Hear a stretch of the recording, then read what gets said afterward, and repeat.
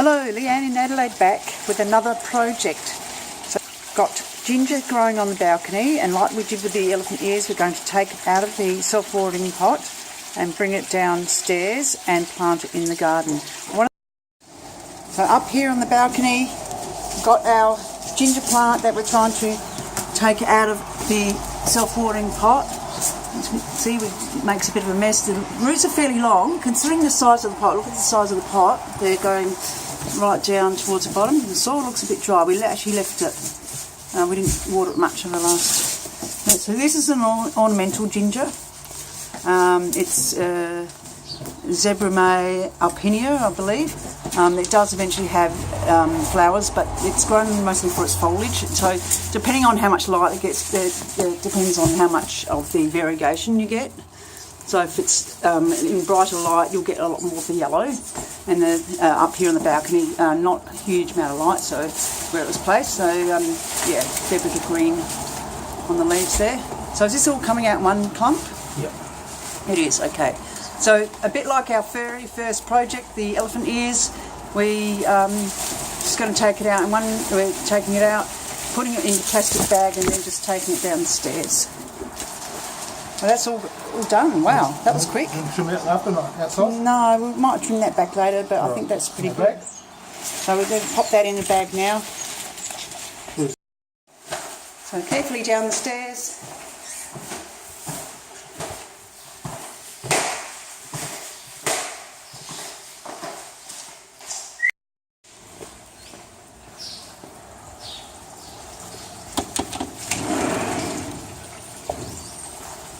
Now we found a spot for it here, in this little gap around here. You can take out that canna lily, very small, and also this one. And this one was stick was marking possibly another one, and then it will get a little bit of shelter from the tiger grass there. The ginger doesn't really like full-on sun, and it won't get sun until a bit later in the day anyhow. So I think that would be quite a good spot, and it should grow more upright. I mean, the balcony is growing very floppy and sideways, hoping that it will grow much more like its normal growth habit. These roots are really long, and they were in the soft-watering pot. They would have just been growing out really long to try and dip into the water supply, water reservoir down below. So I think there's a natural line through here that I can probably cut those longer ones off and not do terribly much damage to that ginger plant. And I've got a few little yellow leaves, etc. in here. Give that a little bit of a tidy up as well.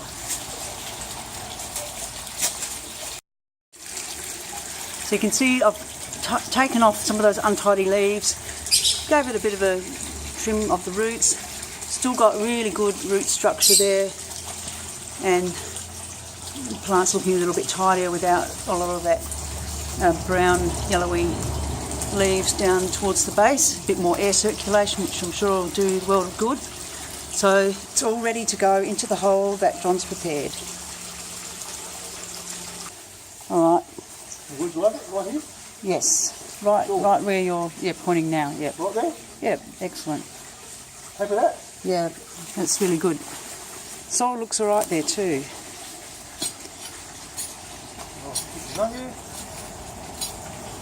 How big the bowl? How big hole you want? It's going to have to be reasonably big. So you can come towards this way, towards me a little bit too, towards where the concrete is. The pot is. Oh, right, okay.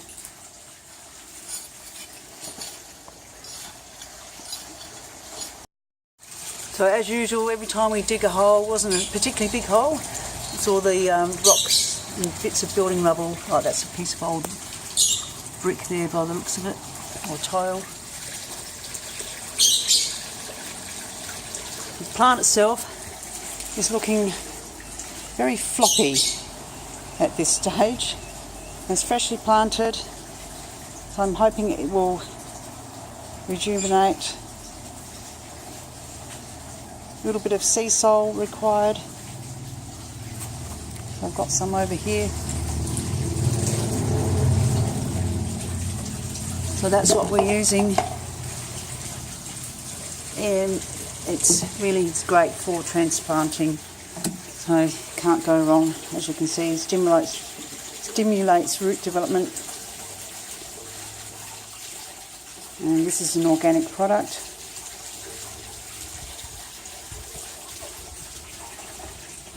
Using the watering can, and a treat for the plants, we actually have rainwater in our tank from rain we had a while back.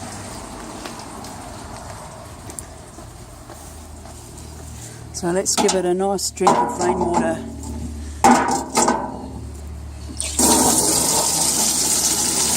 I'll pop in some sea salt on top of that.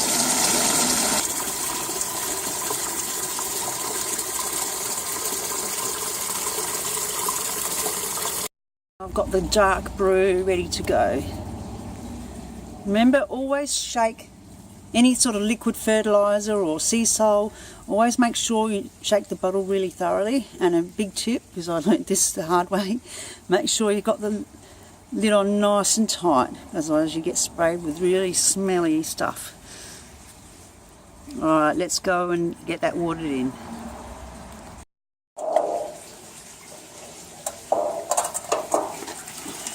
This can handles 9 litres of water. And I'm just going to give the leaves a bit of a going over as well, because they can absorb. And then focus on the actual hole where we planted, so the roots get a really good soaking. It does smell a bit, but it's all worthwhile. Pass the pick, yep. Hold on. So we've got lots of things going on in the garden together. We've got another ginger elsewhere in the garden that we've just been looking at just after we did this. And it's right up against some of the bamboo in the back corner. I think it's the competition for the light is a bit too much. So I'm waving this around all the time. I'm trying to look out to other parts of the garden at the same time as watering here. So we're thinking about digging up that one. It's actually one that's more suitable for subtropical gardens, but we think with a bit of a microclimate that we're starting to get here, we don't get any frost here. We live reasonably close to the beach. We've got a lake on one side, beach on the other side. So John's pointing out this to me. So where was that taken from? The corner, next to the palm, right next to the palm. Right next to the palm. Okay, I'm pretty sure that one is called Marie Nagel, and the reason why I know that is that it's one of the few that has sort of a bit of reddish in the bulbs and reddish purple, and it seems to extend through the lower part of the stems, and the other cannas don't seem to have that same. Now I'll show you what that looks like. So this is a very small bulb that would take probably another year to flower, and this now we're moving into autumn here. But that's what it looks like, this red one here. Now it flowers so well that often what happens is exactly this. You can see the upright one there, which is the normal canna growth like those, and this one here. But they get so heavy for the size of the stalk sometimes, flowering stalks, that they just can't hold up. But I think that looks a really fantastic effect. It has this, I don't know, it just looks more tropical, the fact that it's kind of hanging down like that. Gives it a nice relaxed look to the garden. When cannas are all standing up rigidly, I think it can look a bit, I don't know, I just like it more jungly.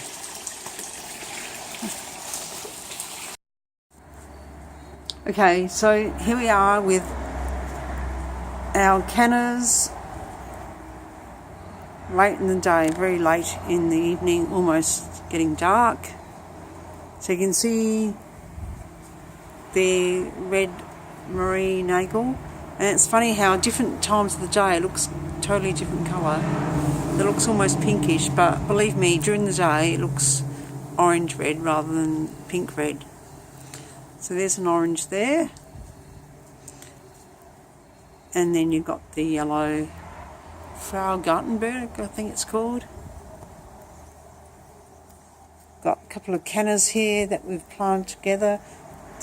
Only recently, and I think it would be another video that I'll show. I've finally decided that, hey, what a good idea, put these two together, because the leaf colours are very similar. They're stripy. The flower colour is the same. Okay, the other one I've cut off just this morning, but pretty much the same flower colour. Now that's actually a light orange to a dark orange as it gets older, but because of the light here right now, it looks really dark. If I try and zoom in here, you can probably see just on the edge there that it is a lighter orange.